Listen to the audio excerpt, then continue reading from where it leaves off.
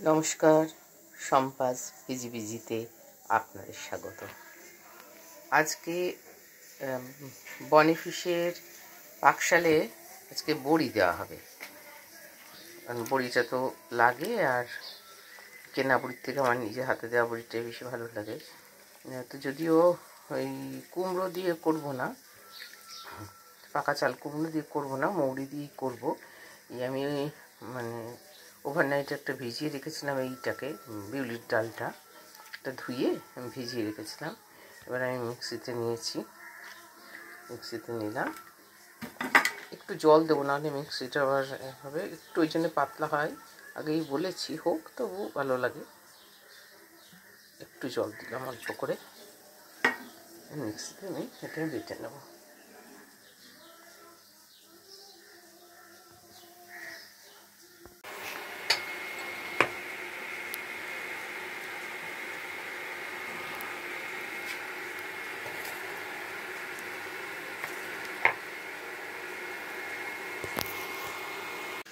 এই আমার বাটাটা হয়ে গেছে। আমি এখানে আজকে 250 গ্রামই নিয়েছিলাম বিউলির ডাল। এবার না আমি এটাকে মানে ফেটাবো আর কি, যাকে বলে। তো আমাদের নদিয়ায় এটার একটা ভাষা আছে, একটা দেখবেন প্রত্যেকটা জিনিসের একটা ভাষা আছে।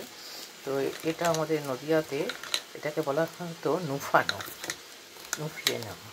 তা আমি সেটাকে এখন ফেটাবো আর কি, হাত দিয়েই সম্পূর্ণ ফেটাবো। আর ফেটিয়ে দেখুন এইভাবে দেখবো জলের মধ্যে দিয়ে, দেখুন এখন ডুবে গেছে, কিন্তু তার মানে কিছুই হয়নি। এটা যখন ভেসে উঠবে তার মানে আমার এটা হয়ে গেছে। এইভাবে আমি এটাকে ফেটিয়ে নিচ্ছি।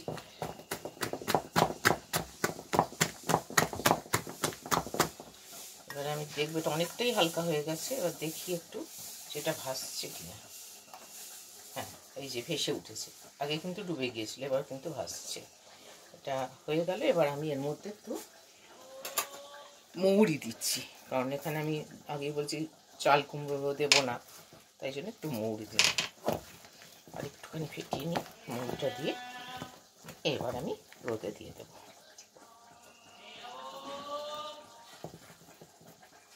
দেখুন আমার বড়ি দেওয়া হয়ে গেছে, মোটামুটি নাক উঠেছে।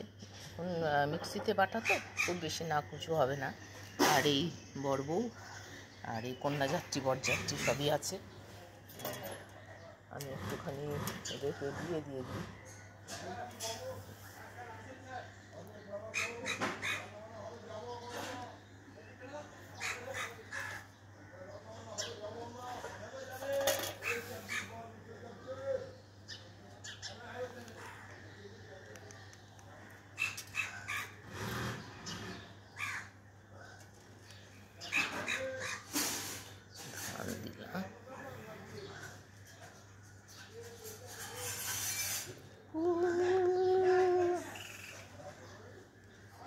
মানে মাকে দেখেছি, মা একটু সিঁদুর লাগিয়ে দিতেন প্রথমটা, আমি একটু দিলাম ওই জন্য। তাই হলো আমার বনিফিশের পাকশালের জন্য বড়ি।